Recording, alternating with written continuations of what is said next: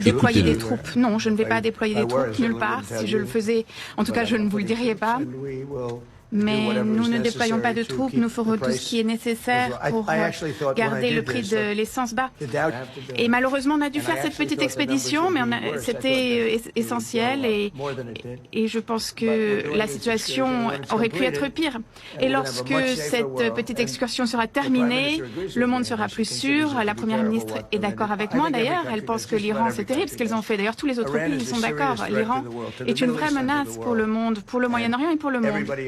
Maintenant que nous avons oblitéré leur marine et à peu près tout ce qu'il y avait à détruire, nous l'avons détruit, même leur leadership, leur armée de l'air, leur équipement anti-missiles a disparu.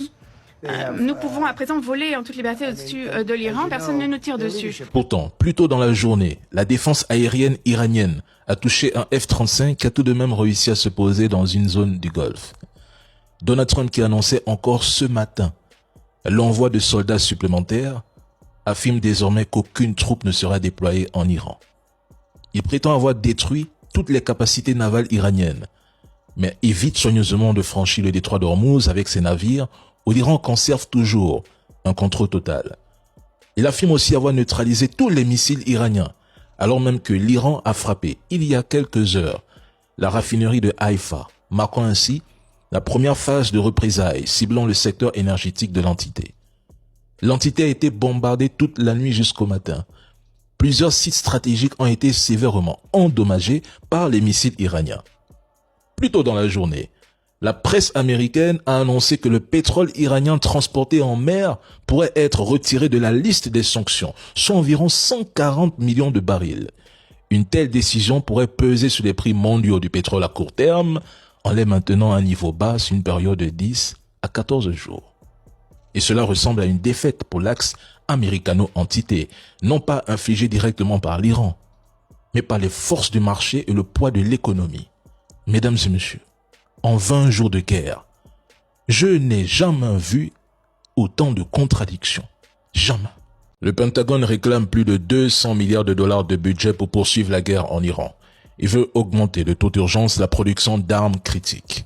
Ils ont élaboré une série de mesures pour tenter de remédier rapidement à la pénurie de munitions au Pentagone et de relancer l'industrie de défense du pays. C'est surprenant de la part d'un pays dont les dirigeants prétendent avoir tout anéanti en Iran.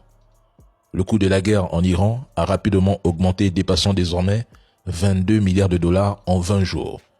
Ils savent qu'il s'agit d'une guerre qui coûte plus de 100 milliards de dollars par mois aux États-Unis.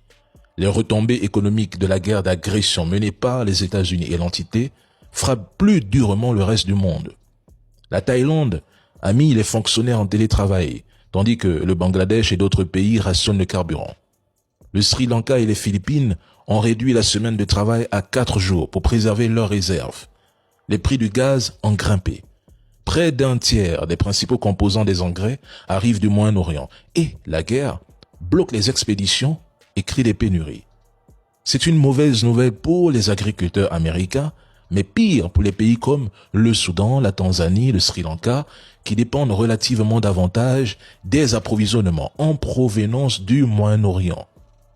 45 millions de personnes supplémentaires pourraient sombrer dans une insécurité alimentaire aiguë si le conflit ne prend pas fin d'ici l'été et si les prix du pétrole restent supérieurs à 100 $ le baril. La roupie indienne a atteint mercredi dernier un niveau historiquement bas, faisant encore grimper le coût déjà plus élevé de l'énergie importée. En Europe, la situation de la région risque également de souffrir davantage de la guerre que celle de l'économie américaine. Agresser l'Iran provoque des dégâts considérables. Continuez à comparer la puissance américaine à celle de l'Iran. Ce sont vos finances, vos revenus qui en paieront le prix lourd.